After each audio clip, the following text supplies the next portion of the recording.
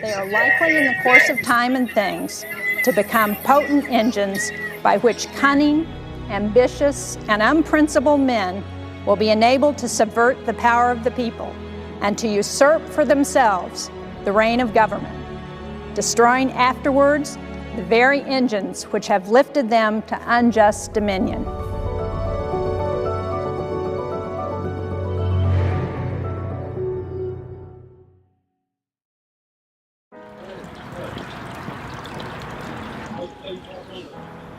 What side do you usually stand with politically? Democrat. And then how do you view the Republicans and the Republican Party? Normally nice, but the last few years mean and dumb. Democrat, because I believe in a democracy. I believe that everybody counts and that we should help everybody, not just white people.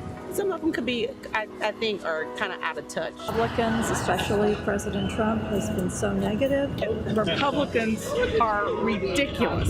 They're just, I just can't even talk about it.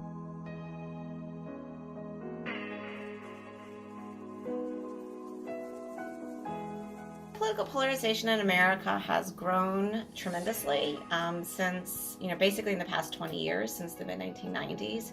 And it's gotten to a point where a lot of people are very concerned about it. I guess at its extreme, polarization results in aggression and violence. Anger does play a role in this, that anger tends, by its very nature, tends to polarize people. Anger is a sense as that you are wrong and I am right.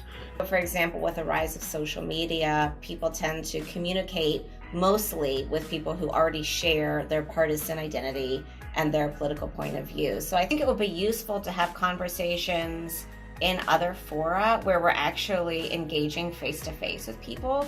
Suppose I'm liberal and I log onto Facebook.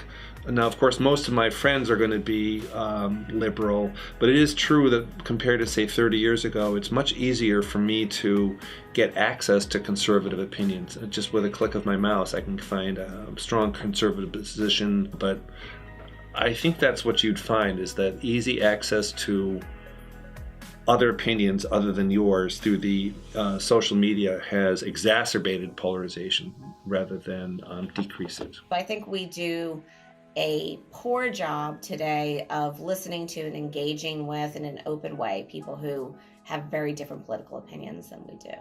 You need to give people some incentive to actually listen to the other side without automatically rejecting it. The everyday person, liberals tend to associate with other liberals, conservatives tend to associate with other conservatives. There's very little incentive for them to work together. More parts of the country are dominated by a single party. So a lot of the South now, of course, is pretty strongly Republican. A big part of the story is changing, is a geographic story. It's a story about changing voting patterns in different parts of the country. And in the old days, when you had lots of Republicans elected from what we now call the blue states, well, they were pretty moderate or liberal Republicans. And you had lots of Democrats elected from what we now call the red states. They were pretty moderate or conservative Democrats. But nowadays, it's a lot harder to get Republicans elected in blue states and Democrats elected in red states. And so that's part of why the parties in general are growing farther apart. So when you have partisan gerrymandering, you're going to increasingly elected officials who are extreme versions of whatever their own party ideology is. Liberals like me tend to assume that it's the conservatives' fault that we're polarized, and conservatives tend to assume that it's liberals' fault. I think it's the fault lies on both sides. In-person political deliberation with moderators and with some norms of showing respect and turn-taking and not interrupting. I think it's important to try to really listen to and engage and think about points of view that we disagree with. You cannot shield yourselves too much against the jealousies and heartburnings which spring from these misrepresentations. They tend to render alien to each other those who ought to be bound together by fraternal affection.